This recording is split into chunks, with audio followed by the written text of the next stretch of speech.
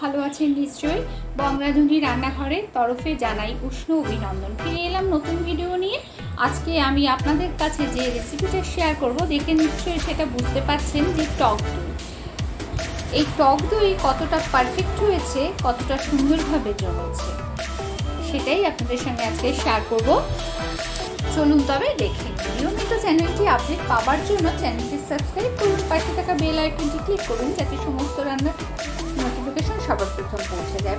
প্রচুর শেয়ার করুন, একটা লাইক করুন, কারণ আপনাদের একটা লাইক আমার আগামী আরও একটি রেসিপি করার অনুপ্রেরণা যোগাবে। টক দই বানানোর জন্য একটা পাত্রে বসিয়ে নিয়েছি। প্রথমে দিয়ে দিচ্ছি একটু জলটা দিয়ে দিলে তলা দিয়ে নিচে লেগে যাওয়ার ভয় থাকে না। এরপর আমি দিয়ে দিচ্ছি দুধ। আমি কাউ মিল্ক ব্যবহার করছি। এখানে আমি 1 লিটার দুধকে দিয়ে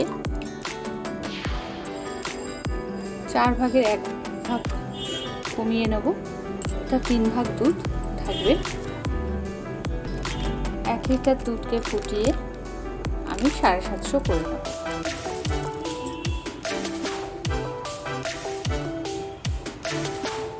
ফিরে আসছি দুধটা উতলে ওঠার আগে। এখন আমি হাই ফ্লেমে দুধটা আগে ফুটিয়ে নেব। দুধটা উতলানি চলে এসেছে। এখন এবার আমি দুধটা কমিয়ে দিলাম উতলানির। গ্যাসের ফ্লেমটা কমিয়ে দিয়েছি। আস্তে আস্তে এটা ফুটবে। মিনিট 15 মিনিট দুধটাকে ফুটিয়ে কমিয়ে নিতে হবে 1 ভাগ। 1 লিটার দুধকে 750 করে নেব। এইভাবে নাড়তে হবে যত এটা তাড়াতাড়ি কমে যাবে, দুধটা ঘনটাও হয়ে যাবে, দুধে সর ফেলা যাবে না।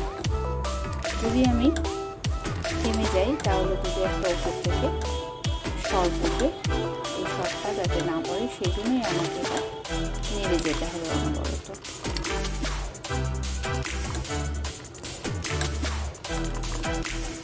মিনিট পর ফিরছি। যখন দুধটা একটু ঘন হয়ে যাবে, 1 ভাগ দুধ টেনে 750 গ্রাম হয়ে যাবে, সেই সময় দই বসাবো।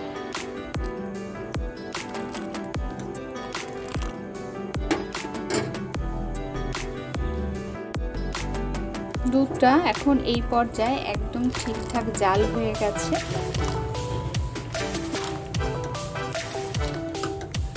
এখন আমার দইটা বসাতে হবে। আসল টিপস এটাই, কিভাবে আমি দইটা বসাবো। এখানে আমি একটা পাত্র নিয়ে নিয়েছি। এবার এই যে ফুটন্ত দুধটা, এটাই হচ্ছে আমার দই পাতার টিপস। অনবরত এটাকে ঢালো করে নেব।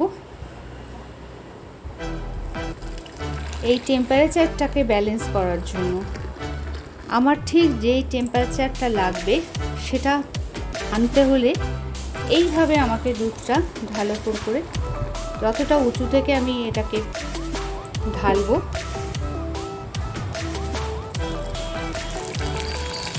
এইভাবে দুধটাকে ব্যালেন্স করে নিতে হবে, ঢেলে দুধের টেম্পারেচারটা।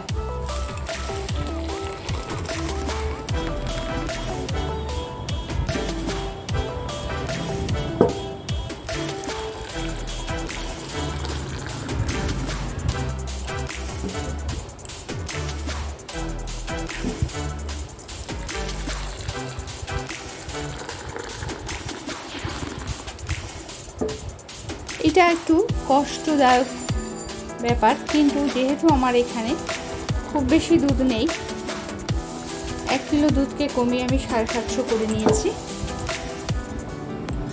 সেই জন্য আমার অতটা কষ্ট হবে না। বেশি করলে হয়তো একটু কষ্ট হতে পারে।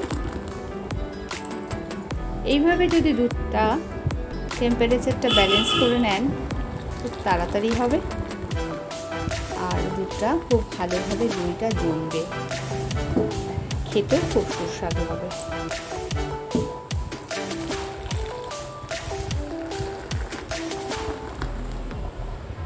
দুধটা টেম্পারেচারটা ঠিকঠাক হয়ে গেছে, এখন হালকা বডি টেম্পারেচারের যেটা আমাদের থাকে সেই টেম্পারেচার। আমি এখানে বীজ করার জন্য টক দই নিয়েছি, তার সাথে দিয়ে দিচ্ছি টেবিলস্পুনের 1 টেবিল স্পুন ভিনিগার।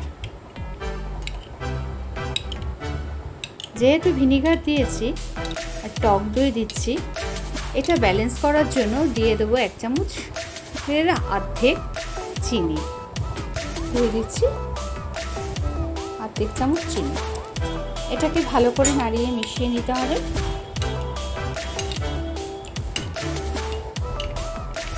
একটু ভালো করে ফেটিয়ে নেব।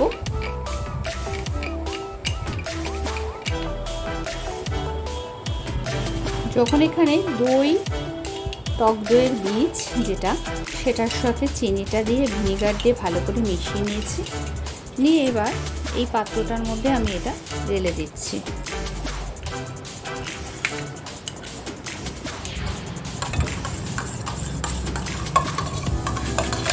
খুব ভালো করে মিশিয়ে নিলাম। এরপর এর মধ্যে, এই পাত্রটার মধ্যে এখন আমি এই দুধটা মিশিয়ে দিচ্ছি। আমি আজকে কাচের পাত্রে দই বসাবো।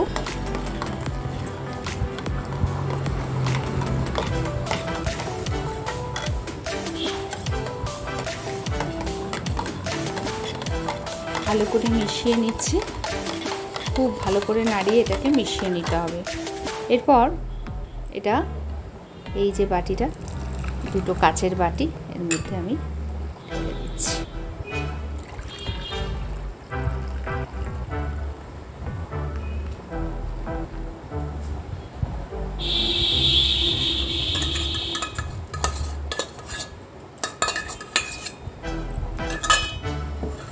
এই টেম্পারেচারে সাথে সাথে আমি এটাকে ঢাকা দিয়ে দিচ্ছি।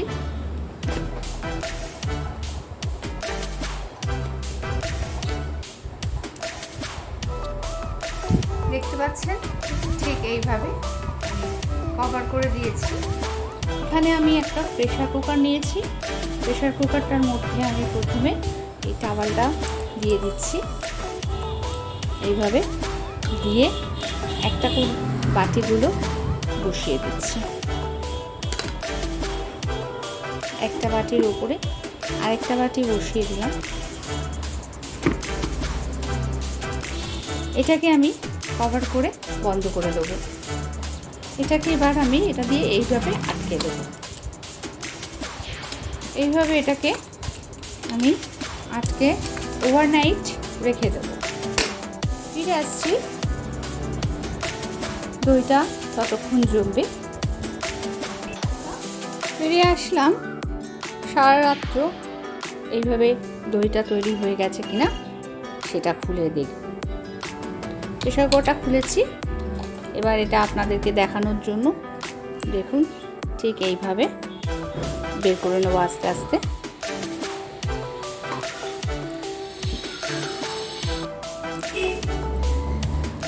আর একটা খুব আস্তে আস্তে বের করে নেব।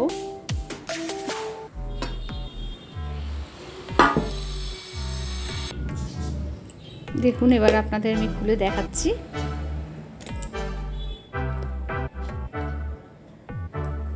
দইটা কিরকম ভাবে জমে গেছে দেখেই বুঝতে পারছেন জিনিসটা কত ভালোভাবে জমে গেছে।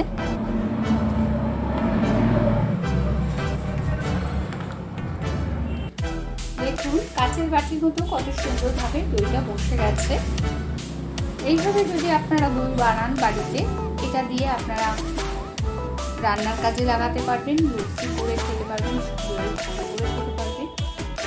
এইভাবে রেসিপিটা যদি আপনাদের ভালো লাগে তাহলে আমার ইউটিউব চ্যানেলটি লাইক করুন, শেয়ার করুন, সাবস্ক্রাইব করুন, পাশে থাকা বেল আইকনটি ক্লিক করুন।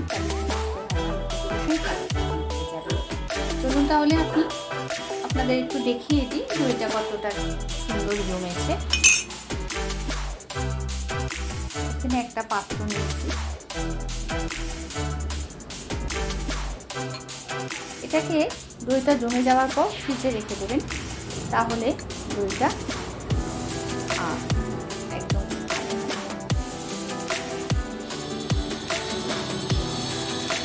তাহলে বন্ধুরা আজকে আমার এই ভিডিও এই পর্যন্তই। পরবর্তী ভিডিও নিয়ে ফিরে আসছি পরবর্তী সময়ে। ধন্যবাদ।